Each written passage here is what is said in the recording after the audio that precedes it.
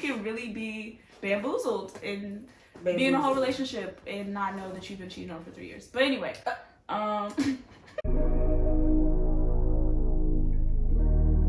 So welcome back to my channel, you guys. This is my friend Jazmine, my sister. I call her my sis. And I'm so excited to have her on my Pillow Talk, you guys. She is one of the people that has really helped me grow in my faith with her Bible study that she hosted with her now husband. Praise God. And just who she is as a woman of God. She's just inspired me and helped me grow in my walk. So, and if you're new to my YouTube channel, my Pillow Talks are about having conversation with women of God about the real life things that we go through as women of God. And I'm having a conversation with Jazmine Witherspoon. New last name. Okay, new last name. So yeah, I just wanted to get a little bit of your story, your testimony, how you or where you were before Christ, and then the revelation of you coming to Christ, and then what your life looks like with him. Ooh, child.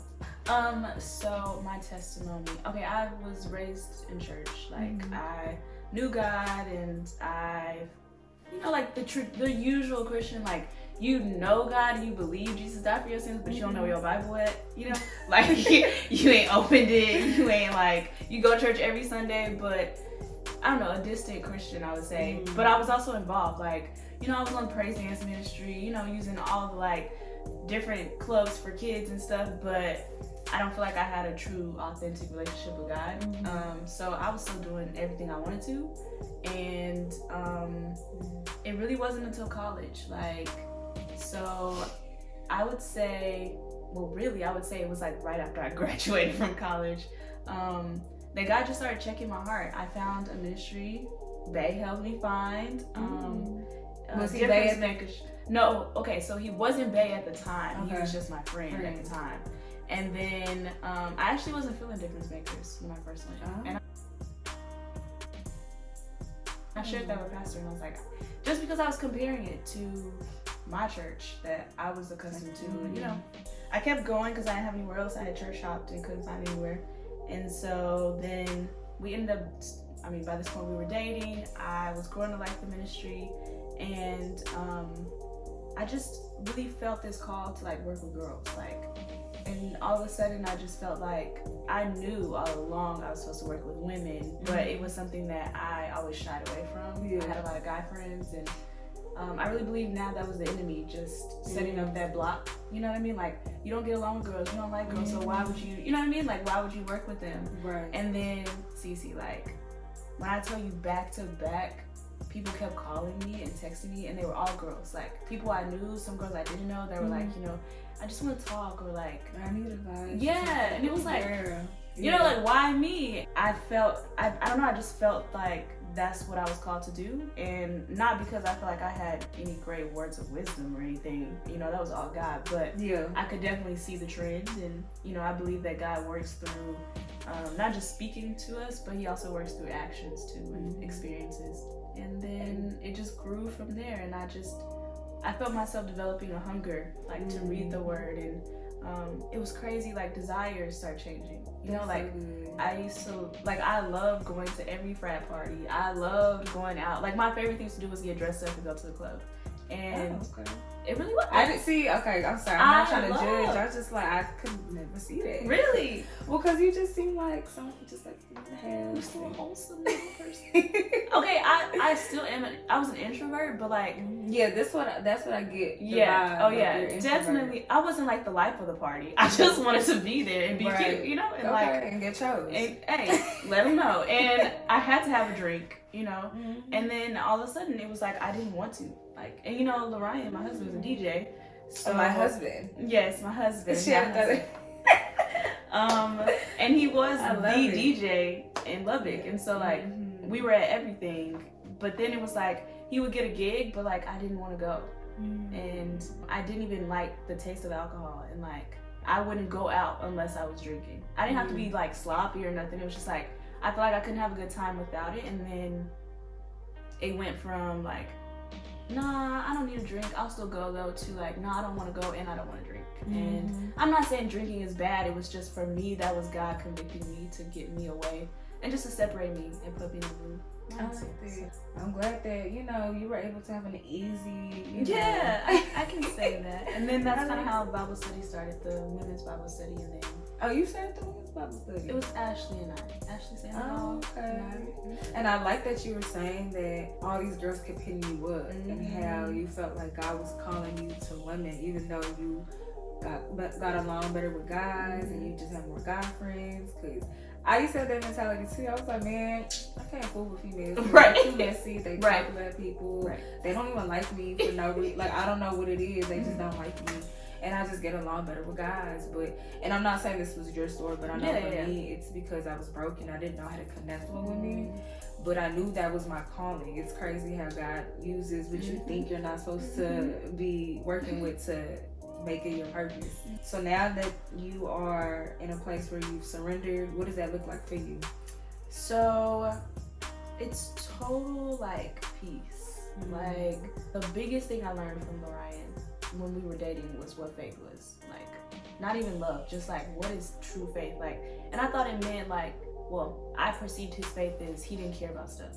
Cause like, Bill coming up and he ain't got it, and he's like, well, I ain't got it, Me, I'm like, I love it. Ooh, like it's hot. I'm trying to figure out how many more shifts I can pick up. Like, I can't call my mama. Like, what else can I do?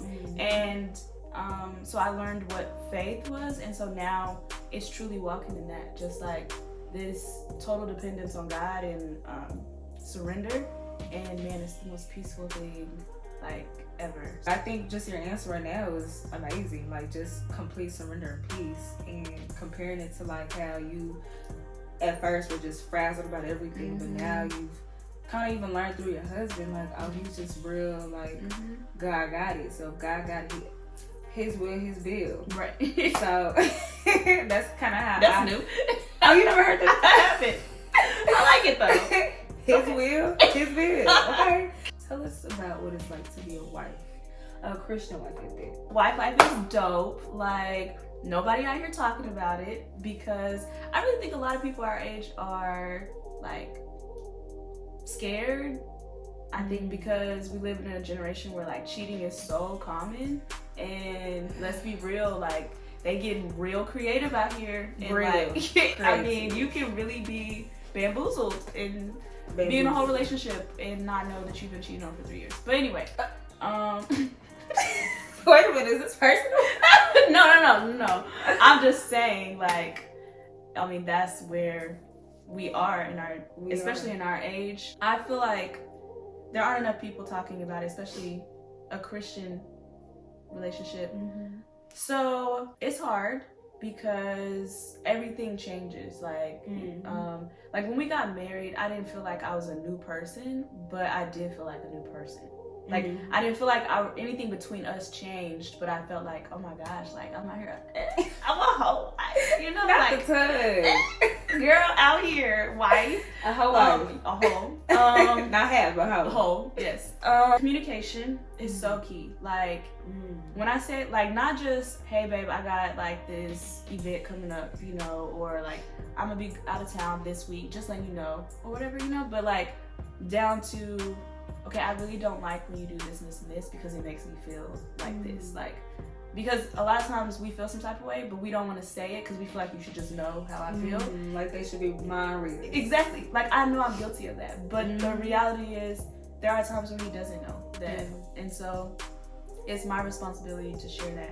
Even down to sex. Like, literally asking, like, it sounds corny, but like, if you don't know what somebody likes, then like, how you, like, I'm sorry, you're supposed to be this person for the rest of your life. Like, how are you just gonna guess, you know what I mean, what's best and what they would like, and how can you expect them to meet your needs if you don't tell them? That's real. So communication has been the biggest eye-opener, and finances, like merging finances. What's that like?